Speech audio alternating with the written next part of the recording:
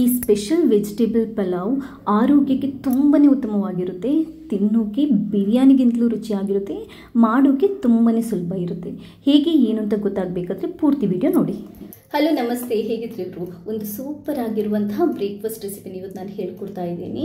ವೆಜಿಟೇಬಲ್ನ special pulao ತುಂಬಾ simple ಆಗಿ ಸುಲಭವಾಗಿ ಯಾರು ಬೇಕಾದರೂ ಮಾಡ್ಬೋದು. ಅಡುಗೆ ಕಲಿಯೋರು ಬೇಕಾದರೂ ಈಸಿಯಾಗಿ ಮಾಡುವಂಥ ರೆಸಿಪಿನ ಇವತ್ತು ಹೇಳ್ತಾ ಇದ್ದೀನಿ.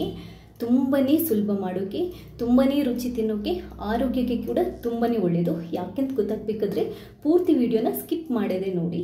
ಹಾಗೆಯೇ ಇಲ್ಲಿ ತನಕ ನೀವು ಯಾರಾದರೂ ನನ್ನ ಚಾನೆಲ್ಗೆ ಸಬ್ಸ್ಕ್ರೈಬ್ ಆಗಿಲ್ಲದಿದ್ದರೆ ಸಬ್ಸ್ಕ್ರೈಬ್ ಆಗಿ ನನ್ನೆಲ್ಲ ರೆಸಿಪೀಸ್ನ ನೋಡಿ, ಅಡುಗೆ ಟಿಪ್ಸ್ನ ನೋಡಿ ನಿಮ್ಮ ಫೀಡ್ಬ್ಯಾಕ್ನ ನನಗೆ ಮರೆಯದೆ ತಿಳಿಸಿ. ಥ್ಯಾಂಕ್ಸ್ ಎಲ್ರಿ.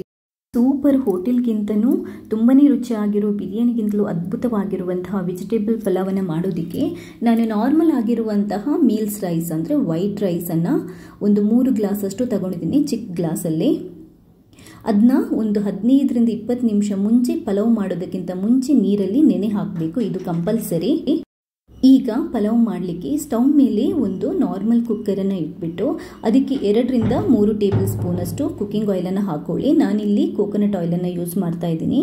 ಅದಕ್ಕೆ ಇವಾಗ ಗರಂ ಮಸಾಲೆ ಇಂಗ್ರೀಡಿಯೆಂಟ್ಸ್ ಅಂದರೆ ಚಕ್ಕೆ, 1 ಚಕ್ಕೆ ಸಾಕು, 1 ಪಲಾವ್ ಎಲೆ, 1 ಸ್ಟಾರ್, 3-4 ಲವಂಗ, 2-3 ಏಲಕ್ಕಿ, ಅರ್ಧ ಸ್ಪೂನಷ್ಟು ಜೀರಿಗೆ, 1/4 ಸ್ಪೂನಷ್ಟು ಬಡಿಸೊಪ್ಪು ಇಷ್ಟನ್ನು ಹಾಕಿಬಿಟ್ಟು ಕಮ್ಮಿ ಉರಿ ಇಟ್ಟು ಲೈಟಾಗಿ ಫ್ರೈ ಮಾಡ್ಕೋಬೇಕು. ಇದೆಲ್ಲ ಹುರಿದಾದ ನಂತರ ಜೀರಿಗೆ ಪಟಪಟ ಅಂತ ಹೇಳಿದ ನಂತರ ಇವಾಗ 2 ಮೀಡಿಯಮ್ ಸೈಜ್ ಈರುಳ್ಳಿನ ಚಂದ ಮಾಡಿ ಕಟ್ ಮಾಡಿ ಅಂದರೆ ಸ್ಲೈಸ್ ಮಾಡಿ ಹಾಕ್ಕೊಂಡು ನೀಟಾಗಿ ನಾವು ಬಿರಿಯಾನಿಗೆ ಫ್ರೈ ಮಾಡ್ತೀವಲ್ವ ಆ ಥರ ಫ್ರೈ ಮಾಡಬೇಕು. ಆವಾಗಲೇ ನಮಗೆ ಸೂಪರ್ ಆಗಿರುವಂತಹ ಪಲಾವು ರೆಡಿ ಆಗುತ್ತೆ. ಈರುಳ್ಳಿನ ಚೆನ್ನಾಗಿ ಆಯಿಲಲ್ಲಿ ಫ್ರೈ ಮಾಡಿದ ನಂತರ ಇವಾಗ 1 ಕಪ್ಪಷ್ಟು ನಾನು ಹಸಿ ಬಟಾಣಿನ ಹಾಕೊತಾ ಇದ್ದೀನಿ.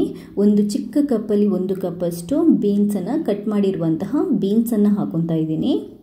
ಒಂದು ಚಿಕ್ಕ ಆಲೂಗಡ್ಡೆನ ಕಟ್ ಮಾಡ್ಕೊಂಡು ಹಾಕೊತಾ ಇದ್ದೀನಿ. ಒಂದು ಚಿಕ್ಕ ಕ್ಯಾರೆಟನ್ನು ಹಾಕೊತಾ ಇದ್ದೀನಿ. ಅದಾದ ನಂತರ ಒಂದು ಚಿಕ್ಕ ಟೊಮೆಟೊ ನೀವು ಪಲಾವ್ಗೆ ಜಾಸ್ತಿ ಹಾಕೋಬೇಡಿ. ಟೊಮೆಟೊ ಕೆಲವರು ತುಂಬ ಜಾಸ್ತಿ ಹಾಕ್ತಾರೆ. ಟೊಮೆಟೊ ಜಾಸ್ತಿ ಹಾಕೋದ್ರಿಂದ ಏನಾಗುತ್ತೆ, ಅದಾದ ನಂತರ ರೈಸ್ ಮೆದು ಆಗುತ್ತೆ, ಚೆನ್ನಾಗಿ ಬರಲ್ಲ. ತರಕಾರಿ ನಿಮಗೆ ಬೇಕಾದನ್ನು ಹಾಕೋಬಹುದು. ಯಾವ ತರಕಾರಿ ಹಾಕ್ಕೊಂಡ್ರೂ ಆರೋಗ್ಯಕ್ಕೆ ತುಂಬಾ ಒಳ್ಳೆಯದು. ಇಷ್ಟೆಲ್ಲ ನಾವು ತರಕಾರಿ ಹಾಕೋದ್ರಿಂದ ಆರೋಗ್ಯಕ್ಕೆ ಇದು ತುಂಬಾ ಒಳ್ಳೆಯದು. ಸ್ವಲ್ಪ ಇದನ್ನ ಮಿಕ್ಸ್ ಮಾಡಿ ಆದ ನಂತರ ಮೀಡಿಯಮ್ ಉರಿಯಲ್ಲಿಟ್ಟು ಇವಾಗ 2 ಹಸಿಮೆಣಸಿನಕಾಯಿ, 1 ಟೇಬಲ್ ಸ್ಪೂನಷ್ಟು ಜಿಂಜರ್ ಗಾರ್ಲಿಕ್ ಪೇಸ್ಟ್, ಅರ್ಧ ಟೇಬಲ್ ಸ್ಪೂನಷ್ಟು ಅರಿಶಿನ ಪುಡಿ, 1 ಟೇಬಲ್ ಸ್ಪೂನಷ್ಟು ಉಪ್ಪನ್ನು ಹಾಕಿಬಿಟ್ಟು ಚೆನ್ನಾಗಿ ಮಿಕ್ಸ್ ಮಾಡಿ ಇದನ್ನ ಸ್ವಲ್ಪ ನಾವು ಬೇಯಲಿಕ್ಕೆ ಇಡಬೇಕಾಗುತ್ತೆ. ಬೇಯಲಿಕ್ಕೆ ಹೇಗಿಡೋದು ಅಂತಂದರೆ 1 ಗ್ಲಾಸಲ್ಲಿ ಅಂದರೆ ರೈಸ್ ಯಾವ ಗ್ಲಾಸಲ್ಲಿ ತಗೊಂಡಿದ್ದೀರೋ ಅದೇ ಲೋಟದಲ್ಲಿ 1 ಲೋಟದಷ್ಟು ಕಾಯಿ ಹಾಲು ಅಂದರೆ ಗ್ರೈಂಡ್ ಮಾಡಿ ಫಿಲ್ಟರ್ ಮಾಡಿ ತೆಗೆದಿರುವಂತಹ ಕೋಕೋನಟ್ ಹಾಲು, ಕಾಯಿ ಹಾಲನ್ನು ಹಾಕೊತಾ ಇದ್ದೀನಿ. ಅರ್ಧ ಲೋಟದಷ್ಟು ರೈಸ್ ಹಾಕಿರೋ ಲೋಟದಲ್ಲಿ ಅರ್ಧ ಲೋಟದಷ್ಟು ಪುದೀನ ಮತ್ತು ಕೊತ್ತಂಬರಿ ಜ್ಯೂಸನ್ನು ಹಾಕೊತಾ ಇದ್ದೀನಿ. ಗ್ರೈಂಡ್ ಮಾಡಿ ಹಾಕೊತಾ ಇದ್ದೀನಿ ಫಿಲ್ಟರ್ ಮಾಡಿ. ಅದಾದ ನಂತರ ರೈಸ್ ಹಾಕಿದ ಲೋಟದಲ್ಲಿ ಅರ್ಧ ಲೋಟದಷ್ಟು ಮೊಸರು ಇಷ್ಟನ್ನು ಹಾಕಿಬಿಟ್ಟು ಮಿಕ್ಸ್ ಮಾಡ್ಕೋಬೇಕು.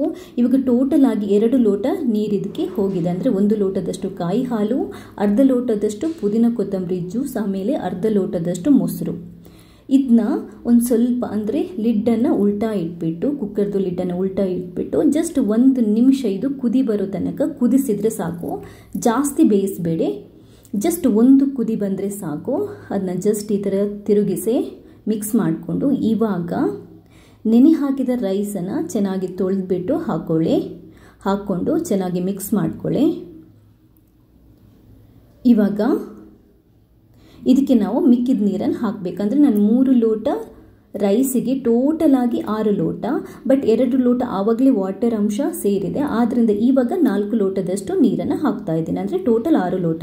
1:2 ರೈಸ್ ಎಷ್ಟಿರ್ತೀರೋ ಅದರ ಡಬಲ್ ನಾವು ಎಲ್ಲ ಸೇರಿ ಡಬಲ್ ಅಷ್ಟು ನೀರು ಹಾಕಬೇಕು. ಇವಾಗ ಇದಕ್ಕೆ ಪಲಾವ್ನ ಫ್ಲೇವರ್ ಕಂಪ್ಲೀಟಾಗಿ ತುಂಬಾ ಚೆನ್ನಾಗಿ ಬರಬೇಕು ಅಂತಂದರೆ ಇವಾಗ ನಾನು ಫ್ಲೇವರ್ಸ್ ಹಾಕ್ತಾ ಇದ್ದೀನಿ. ಅದೇನು ಅಂತಂದರೆ ಅರ್ಧ ಟೇಬಲ್ ಸ್ಪೂನಷ್ಟು ಸಕ್ಕರೆ, ಇದು ಸ್ವೀಟ್ ಆಗಿ ಸ್ವಲ್ಪ ಚೆನ್ನಾಗಿ ಬರುತ್ತೆ ಪಲಾವು. ಒಂದು ಸ್ವಲ್ಪ 1/4 ನಿಂಬು ರಸ, 1/4 ಟೇಬಲ್ ಸ್ಪೂನಷ್ಟು ಮನೆಯಲ್ಲಿ ಮಾಡಿರುವಂಥ ಗರಂ ಮಸಾಲ ಪುಡಿ, ಅರ್ಧ ಟೇಬಲ್ ಸ್ಪೂನಷ್ಟು ಬಿರಿಯಾನಿ ಮಸಾಲ ಪುಡಿ. ಇದು ಎರಡೂ ಮನೆಯಲ್ಲೇ ಮಾಡಿರೋದು. ಡಿಸ್ಕ್ರಿಪ್ಷನಲ್ಲಿ ಇದರ ಲಿಂಕನ್ನು ಹಾಕಿರ್ತೀನಿ, ನೀವು ಕೂಡ ಇದನ್ನ ಮನೆಯಲ್ಲೇ ಮಾಡ್ಬೋದು.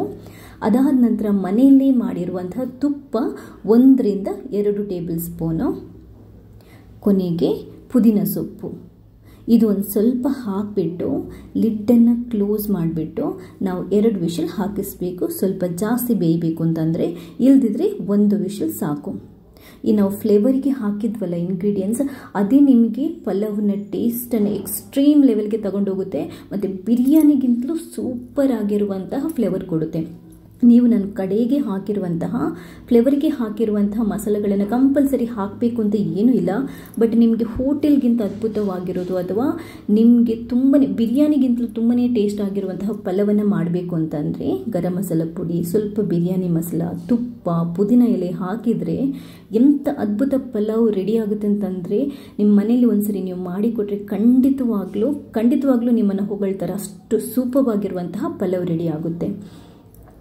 ಇದಕ್ಕೆ ನಾವು ತುಂಬ ಬೇಕಾದಷ್ಟು ಅಂದರೆ ವೆಜಿಟೇಬಲ್ಸ್, ತರಕಾರಿ ಹಾಕಿದ್ದೀವಿ, ಕಾಯಿ ಹಾಲು ಹಾಕಿದ್ದೀವಿ, ಪುದೀನ ಸೊಪ್ಪು ಮತ್ತು ಕೊತ್ತಂಬರಿ ಸೊಪ್ಪಿನ ಜ್ಯೂಸ್ ಹಾಕಿದ್ದೀವಿ, ಮನೆಯಲ್ಲೇ ಮಾಡಿರುವಂತಹ ತುಪ್ಪ ಹಾಕಿದ್ದೀವಿ. ಇದೆಲ್ಲ ಇದೆಯಲ್ಲ, ಆರೋಗ್ಯಕ್ಕೆ ತುಂಬಾ ಒಳ್ಳೆಯದು. ಎಕ್ಸ್ಟ್ರೀಮ್ ಅಂತ ತುಂಬಾ ಚೆನ್ನಾಗಿರುವಂತಹ ಪ್ರೋಟೀನ್ಸ್ಗಳು, ನ್ಯೂಟ್ರಿಯೆಂಟ್ಸ್ಗಳು ಇದರಲ್ಲಿರುತ್ತೆ. ಆರೋಗ್ಯಕ್ಕೆ ತುಂಬಾ ಒಳ್ಳೆಯದು. ನಿಮಗೆ ಬೆಳಗ್ಗೆಗೆ ಒಂದು ಅದ್ಭುತ ಬ್ರೇಕ್ಫಾಸ್ಟ್, ತುಂಬಾ ಹೆಲ್ದಿ ಆಗಿರುವಂತಹ ಬ್ರೇಕ್ಫಾಸ್ಟನ್ನು ನೀವು ಈ ಪಲಾವ್ ತಿನ್ನೋದ್ರಿಂದ ತಿನ್ಬೋದು. ಮಾಡೋದಕ್ಕೆ ಕೂಡ ಏನೂ ಕಷ್ಟ ಇಲ್ಲ. ಯಾರು ಅಡುಗೆ ಗೊತ್ತಿಲ್ಲದವರು ಕೂಡ ಕಣ್ಮುಚ್ಚಿ ಇದರಲ್ಲಿ ಮಾಡ್ಬೋದು. ಅಷ್ಟು ಸುಲಭ, ಸಿಂಪಲ್ ಆಗಿರುವಂತಹ ರೆಸಿಪಿ. ಸ್ವಲ್ಪ ತರಕಾರಿ ನಿಮ್ಮ ಮನೇಲಿದ್ದರೆ ಸಾಕು.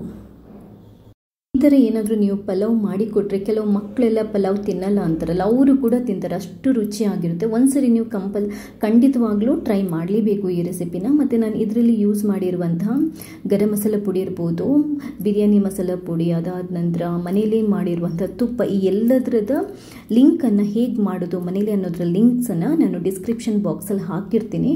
ಅದನ್ನ ಕೂಡ ನೀವು ಚೆಕ್ ಮಾಡಿ, ಆ ವಿಡಿಯೋಗಳನ್ನು ಕೂಡ ನೋಡ್ಬೋದು. ನನ್ನ ಇವತ್ತಿನ ಈ ರೆಸಿಪಿ ನಿಮಗೆ ಎಲ್ಲರಿಗೆ ಇಷ್ಟ ಆಗಿದ್ದಲ್ಲಿ ಲೈಕ್ ಮಾಡಿ, ಶೇರ್ ಮಾಡಿ. ಹಾಗೆಯೇ ನೀವು ಯಾರಾದರೂ ಇಲ್ಲಿ ತನಕ ನನ್ನ ಚಾನೆಲ್ಗೆ ಸಬ್ಸ್ಕ್ರೈಬ್ ಆಗಿಲ್ಲದಿದ್ದರೆ ಸಬ್ಸ್ಕ್ರೈಬ್ ಆಗಿ, ನನ್ನ ಎಲ್ಲ ವೀಡಿಯೋಸ್ನ ನೋಡಿ, ಲೈಕ್ ಮಾಡಿ, ಶೇರ್ ಮಾಡಿ, ನನ್ನ ಈ ಪ್ರಯತ್ನನ ಸಪೋರ್ಟ್ ಮಾಡ್ತಾನೆ ಇರಿ. ಥ್ಯಾಂಕ್ಸ್ ಎಲ್ರಿಗೂ.